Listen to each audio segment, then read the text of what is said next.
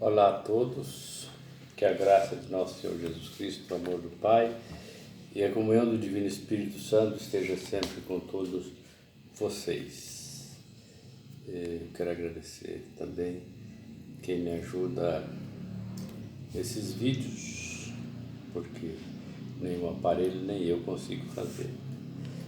Antes de tudo, pedir a você que se inscreva no canal, dê aí a sua opinião, através do like, possa fazer algum comentário a respeito desse nosso trabalho de esclarecimento, principalmente dos conceitos religiosos católicos e dos conceitos em geral de Bíblia, Hoje nós falaremos sobre o pecado.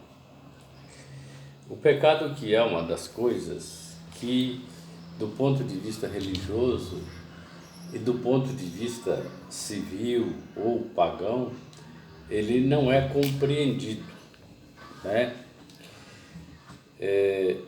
Como premissa básica para falar do pecado, nós temos a instrução bíblica da primeira carta de João, capítulo 3, versículo 4, que diz o seguinte, que o pecado é uma transgressão da lei.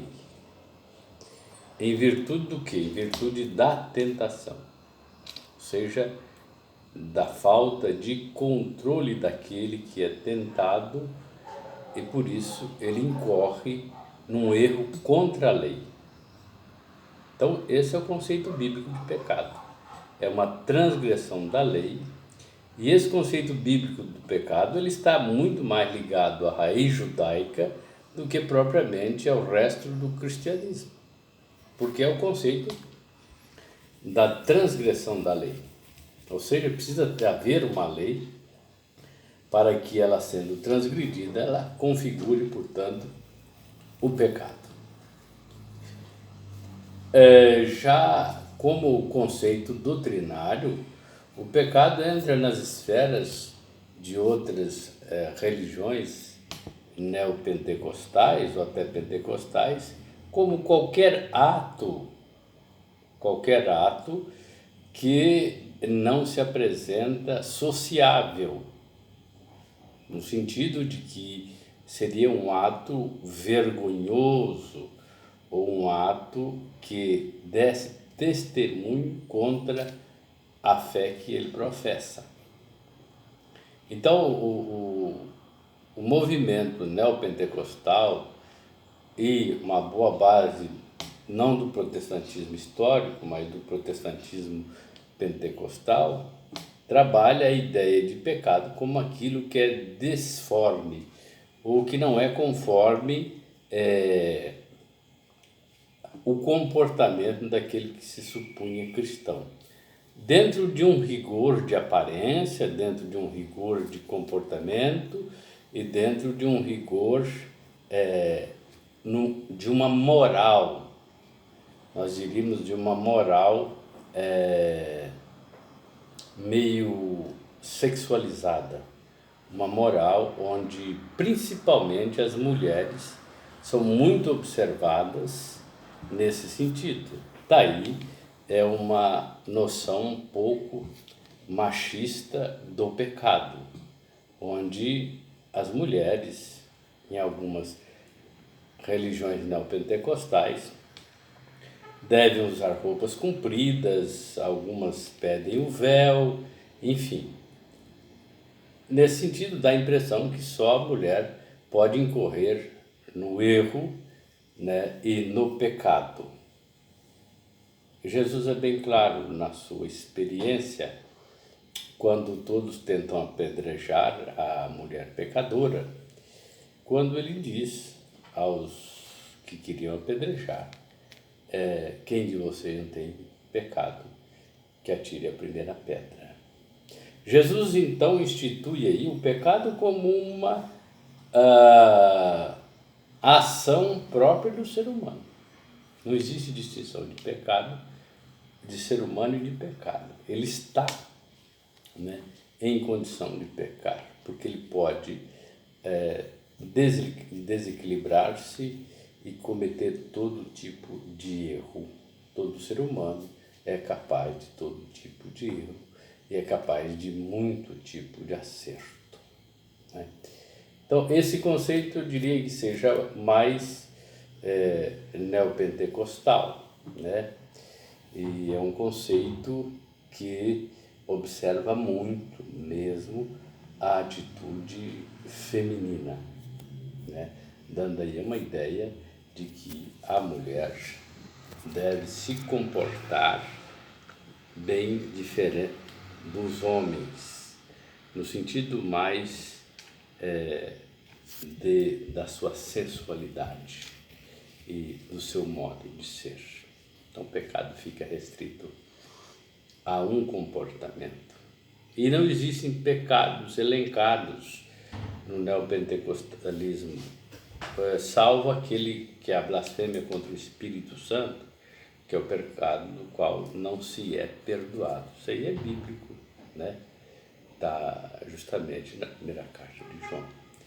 Pecado contra o Espírito Santo. Para o contexto católico romano, existe ainda uma distinção significativa de pecado mortal, pecado venial. Os pecados mortais eram 7 e com o Papa Francisco se transformaram em 13. Todos são pecados perdoáveis, mas que são necessários ser confessados. O pecado venial também deve ser confessado, seria um ato mais leve, mas deveria ser confessado para estabelecer a comunhão com a igreja. Os mortais são também chamados de capitais, né? Pecados dos 7 pecados capitais, que depois é acrescido desses outros 6 que o Papa Francisco coloca. Pecado aí nesse caso, e o catecismo da Igreja Católica faz perceber, né, é alguma coisa que não se pode praticar de forma nenhuma, que tem a natureza mortal. E o mortal aqui trata-se não da morte do sujeito, mas do desligamento da comunhão a partir da ação do pecado. E se só recupera a comunhão a partir da confissão auricular, onde há a absolvição do sacerdote presencial.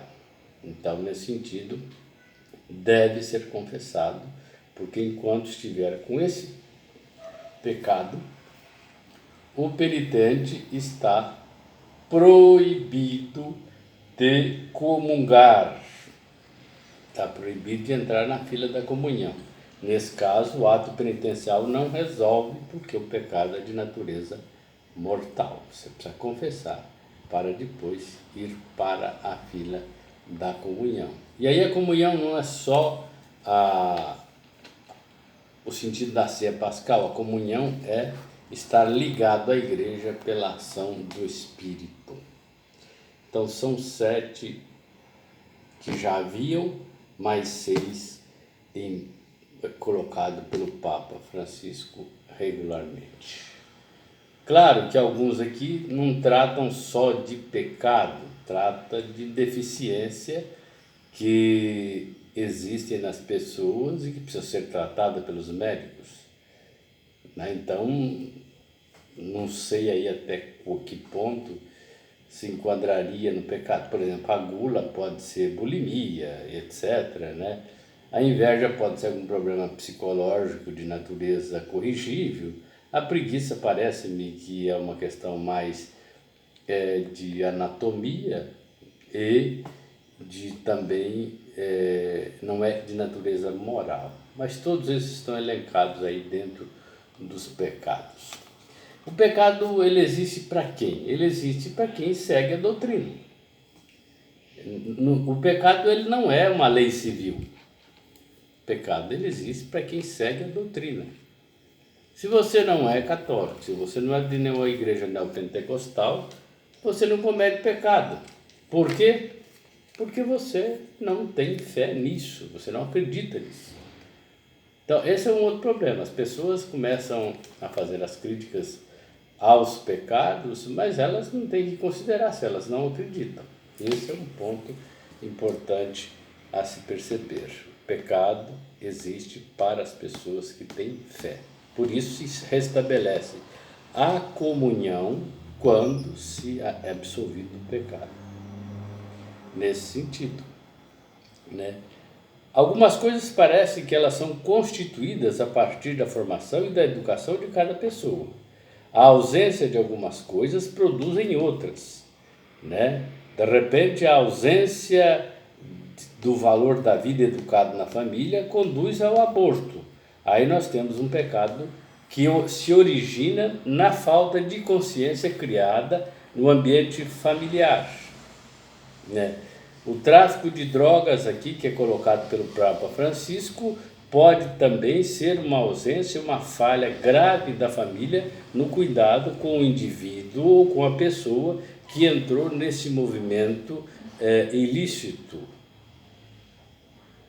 Então tudo isso vem de uma boa formação familiar e de uma boa atenção para que os pecados não se configurem, portanto, às vezes até em crime.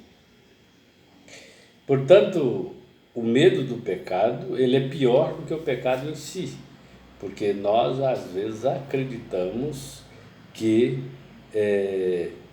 praticamos aquilo porque queremos.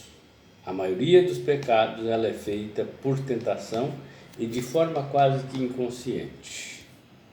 Daí a ideia, por exemplo, de que nós precisamos cuidar bem da nossa preparação e da nossa formação humana. Aqui então o Papa Francisco acrescentou, além da soberba, avareza, luxúria, ira, gula, inveja e preguiça, manipulação genética e o ato de pedofilia, que aqui é outra coisa que precisa pensar bem, porque aqui cai dentro do Código Penal, né? E também é preciso observar em que bases foram educadas as pessoas que também têm essa tendência. Em que bases? Né? Como é que foi educado e quais são os fatores psicológicos que levam a determinadas coisas.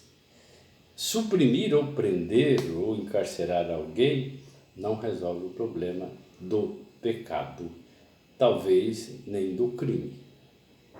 Mas me parece que isso é um consenso onde não se investe na educação das pessoas, o Estado não investe, a igreja ainda tem uma catequese muito de conceitos e não uma catequese de vivência de fé, para que as pessoas compreendam o mal que não pode fazer através dos seus pecados.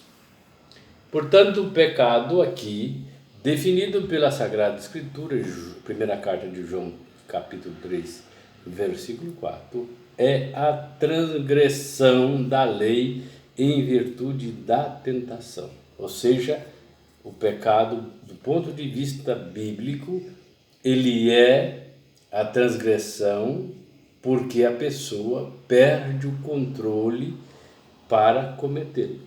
Não é que a pessoa sai de casa ou vai para algum lugar com o pecado premeditado. Bom, eu vou pecar porque eu gosto, adoro pecar. Não, a pessoa comete um erro por tentação ou por desorientação. Então a culpabilidade aqui, ela é dividida com a falta de formação.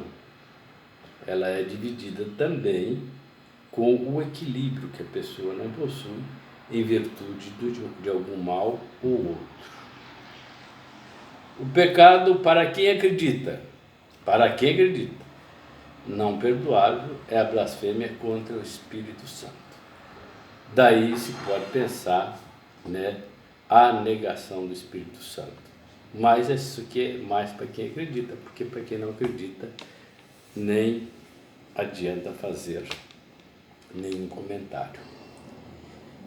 Então, do ponto de vista bíblico e não do ponto de vista doutrinário, o pecado é simplesmente uma transgressão em virtude da tentação.